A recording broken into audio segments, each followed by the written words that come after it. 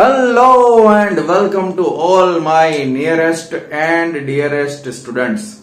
So today we will solve the example number 1.5 of your chapter number 1 electric charges and fields. प्यारे बच्चों, इस example को मैं आपको 2 से 3 तरीके से सोल्व करके दिखाऊंगा. ठीक है, पहले हम टेक्स्ट बुक के हिसाब से सोल्व करेंगे, थोड़ा लेंदी मेथड है. ठीक है, उसमें मैथ्स का कंसेप्ट ज्यादा है, वो आपको याद होना चाहिए. वो पहले मैं आपको सिखा दूंगा, बाद में हम सोल्व करेंगे. ठीक है ना, बाद में 2 और तरीके से भी इसको सोल्व करके देखेंगे. ठीक है, तो सबसे पहले टेक्स्ट बुक के हिसाब से हम सोल्व करने जा रहे हैं ये वाला क्वेश्चन क्या बोल रहा है? Consider 3 charges Q1, Q2 and Q3 each equal to small q at the vertices of an equilateral triangle of side small l. तो यहाँ पे ABC जो है वो इक्विलेटरल ट्रायंगल है जिसकी लेंथ L है, और यहाँ पे वर्टाइसिस पे हमें चार्ज दिया है Q1, Q2 एंड Q3. तीनों सिमिलर है. एक्चुअल में कितना चार्ज है? स्मॉल q जितना चार्ज है. ठीक है, okay. Then what is the force on charge capital Q with the same sign as small q? अगर ये पॉजिटिव है तो ये वाला भी पॉजिटिव है, कैपिटल Q. अगर ये तीनों नेगेटिव है तो ये वाला भी नेगेटिव है. ठीक है, placed at the centroid of the triangle. Centroid पे हमने रखा है. ठीक है ना, सेंट्रोइड पे हमने इसको रख दिया है. तो इस पे कितना फोर्स लगेगा ये हमें फाइंड करना है. ठीक है, समझ में आ गया ना आपको क्वेश्चन? तो सबसे पहले अगर मुझे यहां पे इस पे फोर्स निकालना है, so as per the Coulomb's law इन दोनों के बीच का जो डिस्टेंस रहेगा, ठीक है ना, उसके हिसाब से फोर्स लगेगा. इन दोनों के बीच का डिस्टेंस फाइंड करना वो इंपॉर्टेंट है.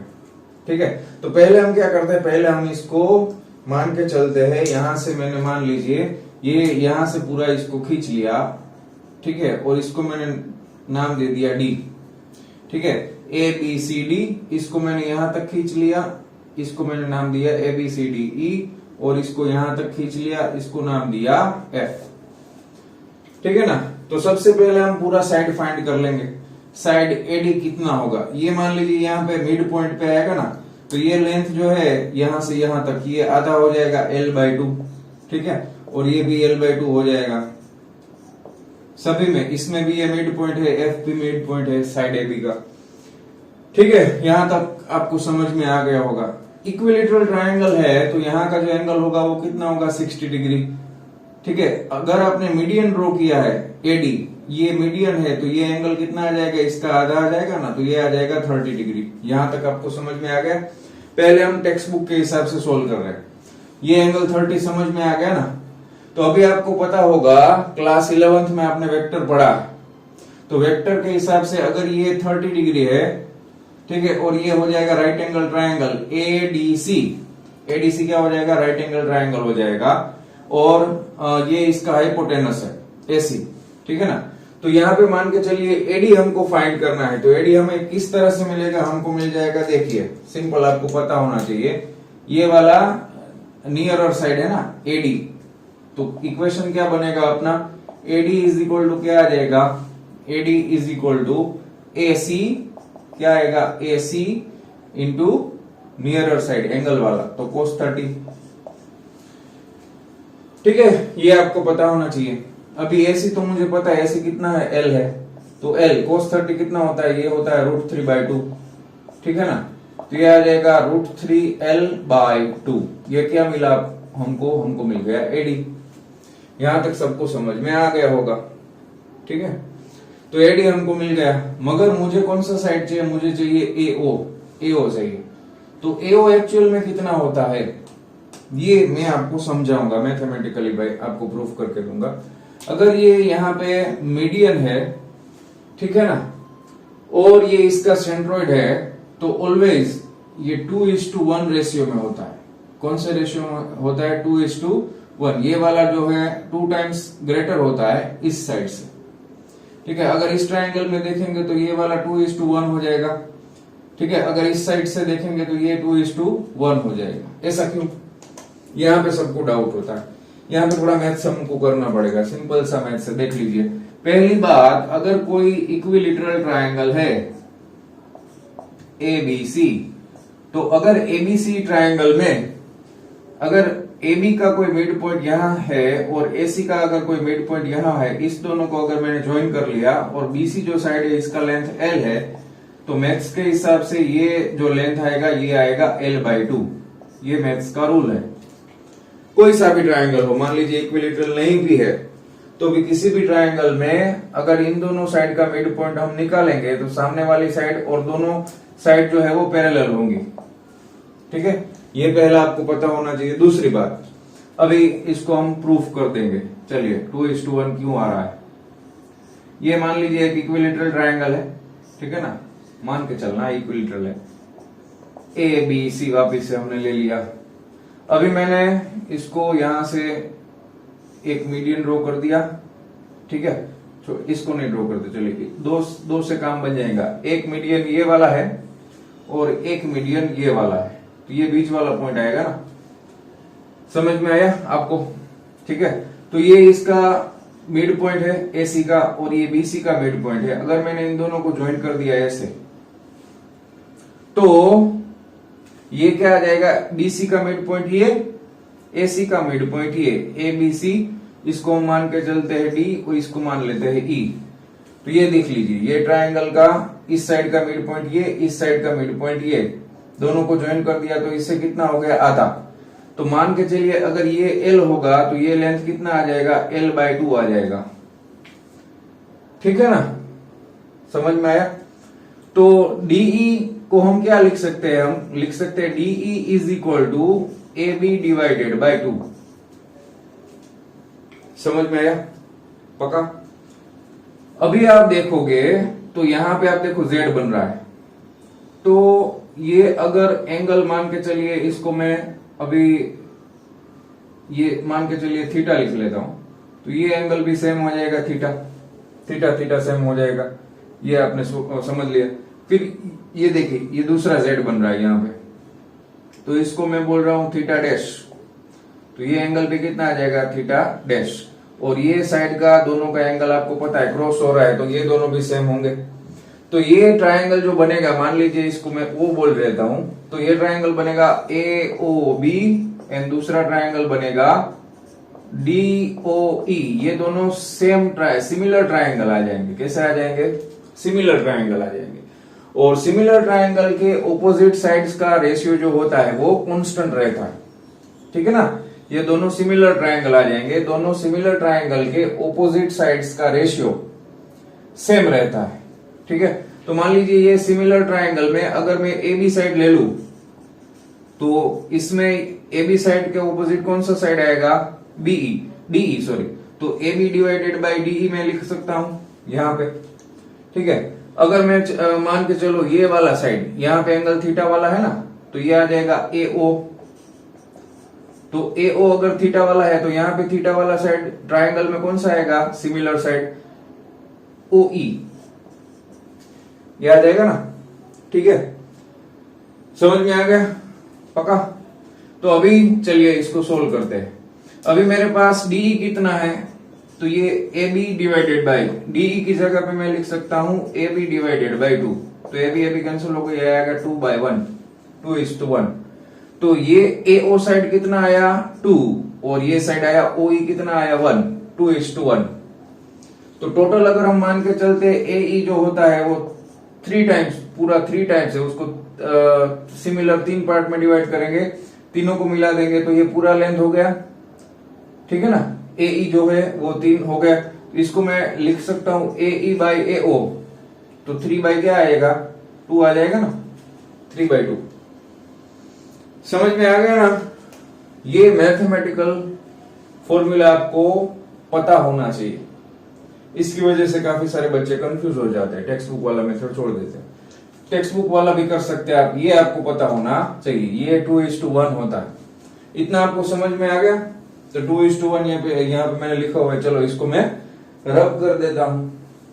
चलिए, अगर आपको ये समझना है, लिखना है, तो आप वीडियो पॉज करके एक बार लिख लेना। ठीक है ना, थोड़ा सा मैंने मिटा दिया, रिवाइंड करके लिख लेना। चलो मिटा दूं, चलो, तो ये मैंने इसको मिटा दिया। अभी तो प्रॉब्लम एकदम सिंपल हो गया है आपके लिए। चलिए देखते हैं किस तरह से। देखिए, सेम साइन वाला चार्जेस है तो फोर्स ऑपोजिट डायरेक्शन में लगेगा ना, तो ठीक है ना। तो यहां पे मैं इसको ए पॉइंट पे को कितना चार्ज है Q1, मतलब Q चार्ज है, उसकी वजह से कैपिटल Q चार्ज पे जो फोर्स लगेगा उसको मैं रिप्रेजेंट करता हूं F1 से, ठीक है ना, फोर्स F1, ठीक है, F1 फोर्स वेक्टर फॉर्म में है। तो फोर्स ये वाला इस पे कितना, किस डायरेक्शन में फोर्स लगाएगा, नीचे की तरफ फोर्स लगाएगा ना, ऐसे, ठीक है। फोर्स कितना लगेगा, फोर्स लगेगा K/Q1/Q2 अपॉन R स्क्वायर। तो ये आ जाएगा कि मतलब 1/4 पाई एप्सिलॉन नॉट Q1/Q2 मतलब Q into capital Q upon R square. तो R स्क्वायर मतलब क्या आ जाएगा, AO का स्क्वायर, ठीक है, AO का स्क्वायर। मगर हमें पता है, ठीक है, AO अथवा और for example AD by AO हमने कर दिया, तो AD बाई AO, AD मतलब टोटल लेंथ है, तो ये 3 टाइम्स आ जाएगा, और AO कितना आएगा, 2 टाइम्स आ जाएगा ना, ठीक है ना। तो अगर मैं लिखूं AO कितना आएगा, AO को मैं सब्जेक्ट बना लेता हूं, तो ये AO आ जाएगा 2/3 AD। तो AO कितना आएगा, 2/3, AD कितना है, √3 इंटू L/2, तो 2 कैंसल, ये आ जाएगा L/√3 AO, ठीक है। बस यहां पे AO का वैल्यू पुट कर देते हैं, तो हमें फोर्स F1 मिलेगा 1/4 pi epsilon naught small q capital Q upon AO square, AO square आ जाएगा L स्क्वायर बाई √3 का स्क्वायर, तो 3 आ जाएगा ना, तो ये 3 ऊपर चला जाएगा, तो 3 मैं इधर लिख देता हूं, ठीक है, और डिवीजन में आ जाएगा L स्क्वायर, और इसका डायरेक्शन कौन सा रहेगा, along AO, A to O। तो यहां पे मैं लिख देता हूं अलोंग AO वाली डायरेक्शन में फोर्स आ जाएगा। समझ में आया ना। सिमिलरली हम लिख सकते हैं F2 कितना आ जाएगा, 3/4 पाई एप्सिलॉन नॉट, सेम है ना, सभी इक्विलेटरल ट्रायंगल है तो सभी सेम है।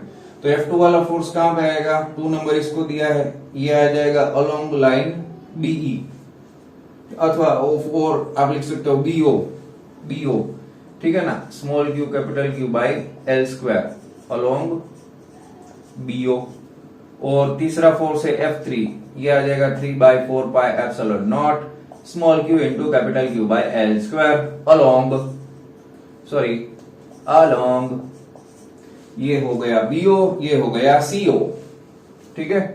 तो 3 फोर्स हमको मिल गए, ठीक है, तीनों फोर्स ऑपोजिट डायरेक्शन में। यहां पे देख लीजिए, ये ब्लैक मार्कर से मैं दिखा रहा हूं, ये है F1 1 वाला, 2 वाला इधर से इधर जाएगा, तो ये आ गया 2 वाला F2, और ये तीसरा फोर्स लगेगा इस तरफ, तो ये आ गया F3, ठीक है ना। तो ये तीनों फोर्स मुझको मिल गए, F1 F2 और F3। अगर मैं 3 फोर्स है तो मैं क्या करता हूं, 2 का रिजल्टेंट फोर्स निकाल लेता हूं और फिर तीसरे के साथ हम ऐड कर देंगे। तो F2 और F3 के बीच का एंगल कितना रहेगा, आप सोच के देखो। F2 और F3 के बीच का एंगल कितना आएगा, 120 डिग्री आएगा ना, ये कितना आएगा 120, तीनों के बीच में ये भी 120, ये भी 120, टोटल कितना आ जाएगा 360 डिग्री हो जाएगा। समझ में आया। तो ये 120 डिग्री है, तो मैं लिख सकता हूं resultant force of F2 and F3, इन दोनों का रिजल्टेंट फोर्स का मैं मान के चलता हूं वैल्यू कितना आएगा, हमको पता होना चाहिए। वेक्टर एडिशन क्लास 11th में पढ़ा था, याद है ना। नहीं है तो कोई बात नहीं, फटाक से वो भी याद करवा देता हूं। कुछ डाउट नहीं रहना चाहिए, सब कुछ याद होना चाहिए। ये है वेक्टर है, मान लीजिए ये नीचे वाला वेक्टर है दे देते हैं, ये वेक्टर ए है, ये वेक्टर बी है, दोनों के बीच का एंगल है थीटा। तो हमने पैरेललोग्राम वाला मेथड पढ़ा हुआ है क्लास 11 में, और इसका जो रिजल्टेंट आएगा ये आर है, और यहाँ पे जो एंगल था वो था अल्फा, ठीक है। तो यहां से अगर मैं एक परपेंडिकुलर लाइन खींच लेता हूं और इसको एक्सटेंड कर देता हूं, तो ये 90 डिग्री एंगल हो जाएगा। और ये अगर अल्फा है, ठीक है, सॉरी, ये ए और बी का एंगल थीटा है, तो ये साइड, ये जो साइड है ये बी से पैरेलल है ना, बी से, तो यहाँ पे जो एंगल बनेगा वो भी कितना बनेगा, थीटा बनेगा, ठीक है। तो ये है बी, मैग्नीट्यूड कितना है इस वेक्टर का, बी है, तो ये कोस थीटा, यहाँ पे एंगल बन रहा है कोस थीटा, तो ये कितना आ जाएगा साइड, ये आ जाएगा बी कोस थीटा, और ये साइड कितना आएगा, ये आएगा बी साइन थीटा। ठीक है ना। फिर हमने इसका रिजल्टेंट का वैल्यू निकाला था R square is equal to Pythagoras theorem के हिसाब से कितना आएगा, ये साइड का टोटल लेंथ कितना, A plus B cos theta whole square, plus ये साइड का length B sine theta whole square, कितना आ गया, A square plus 2ab cos theta plus B square cos square theta plus B square sine square theta. समझ में आया। यहाँ पे देखो B square cos square theta, B square sine square theta, B square common निकाल दिया, क्या बचेगा, बी स्क्वायर बचेगा ना। समझ में आया ना आपको। तो फिर रिजल्ट क्या आएगा, आर आ जाएगा under root of A square plus B square plus 2ab cos theta, 2ab cos theta. और एंगल फाइंड करने का फॉर्मूला भी आपको पता होगा, tan alpha is equal to, ये ऑपोजिट साइड कितना है, B sine theta, nearer side कितना है, A plus B cos theta. ये भी सोल्व करवा दिया। चलो, अगर ये याद नहीं है क्लास 11th का तो ये इतना वापिस से याद कर लो, लिख लो बुक में वीडियो पॉज करके। चलो इसको निकाल देता हूं, ठीक है ना, पक्का, ओके। कुछ डाउट नहीं रहेगा आपको, कुछ भी डाउट नहीं रहेगा, पूरा एग्जाम्पल परफेक्ट तरीके से आपके दिमाग में घुसा दूंगा मैं, डोंट वरी, बी हैप्पी। चलो अभी आपको पता चल गया कि इसका वैल्यू कितना आएगा फोर्स का। तो फोर्स का वैल्यू आएगा अंडर रूट ऑफ, पहला फोर्स है F1 तो F1 का स्क्वायर प्लस दूसरा फोर्स है F2 का स्क्वायर, ये सिर्फ वैल्यू है, तो ये आ जाएगा 2F1 F2 कोस 120 डिग्री, ये आएगा ना, इतना। समझ में आया ना, ओके। वापिस से यहाँ पे रुक जाओगे, कोस 120 कितना होता है सर, तो इसको लिख दो ना यार, कोस 90 प्लस 30, तो कौन सा आएगा, ऑल एसटीसी पता है ना आपको, ऑल एसटीसी, ठीक है। 90 प्लस थीटा तो कोस का कन्वर्ट हो जाएगा साइन थीटा में, ठीक है ना। 90 प्लस थीटा, यहाँ पे क्या पॉजिटिव होता है, साइन पॉजिटिव होता है, कॉस नेगेटिव होता है, तो ये आ जाएगा माइनस, ठीक है ना, ये आ जाएगा माइनस, आ जाएगा ना, माइनस साइन 30 डिग्री। समझ में आया ना, कितना आया, माइनस साइन 30 डिग्री, पक्का, ऑल एसटीसी। तो ये मैं लिख सकता हूं, ये सिर्फ वैल्यू है, तो ये डायरेक्शन तो हम यहाँ पे लेंगे नहीं, तो मान लीजिए सबका वैल्यू तो सेम है ना, ये सबका वैल्यू तो ये समझ में आ गया, इसको चलो हटा देता हूं, तीनों का वैल्यू आप देख लो, वैल्यू तो सेम है, डायरेक्शन डिफरेंट है मगर वैल्यू सेम है। चलो इसको हटा दिया, तो मैं यहाँ पे आपको समझा रहा था कि एक्चुअल में तीनों का वैल्यू तो सेम है, तो मोड में तीनों का वैल्यू कितना आ जाएगा, सेम आ जाएगा। तो इसको अगर हम सोल्व करेंगे तो F1 square plus F2 square, ये आ जाएगा -2 F1 F2 और तीनों का वैल्यू सेम है, समझ लेना। और माइनस में साइन 30 कितना आएगा, 1/2, माइनस मैंने आगे ले लिया, 2 कैंसिल हो गया, F1 F2 हो जाएगा ना ये। तो एक्चुअल में F1 ये तीनों सेम है, इसको मैं लिख लेता हूं, ये इसको मैं लिख लेता हूं F नेट, रिजल्टेंट फोर्स, ठीक है ना। तो इनको मैं लिख लेता हूं F, सिर्फ वैल्यू, तो ये क्या आ जाएगा, F square plus F square minus F1 into F2 तो F है, तो ये आ जाएगा F स्क्वायर कैंसिल हो गया, बचा क्या, F। समझ में आया ना, क्या बचा, F बचा, ठीक है ना।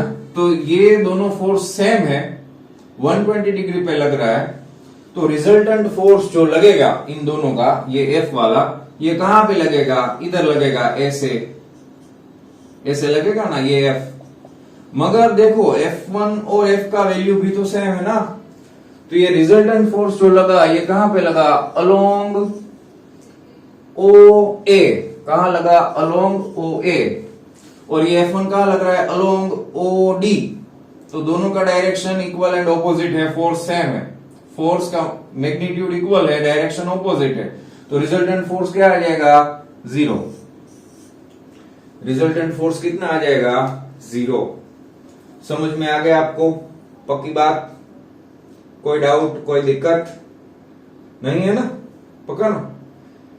चलिए, तो ये वाला जो मेथड था वो हमने सोल्व किया as per the textbook. तो टेक्स्ट बुक में इस हिसाब से सोल्व किया है।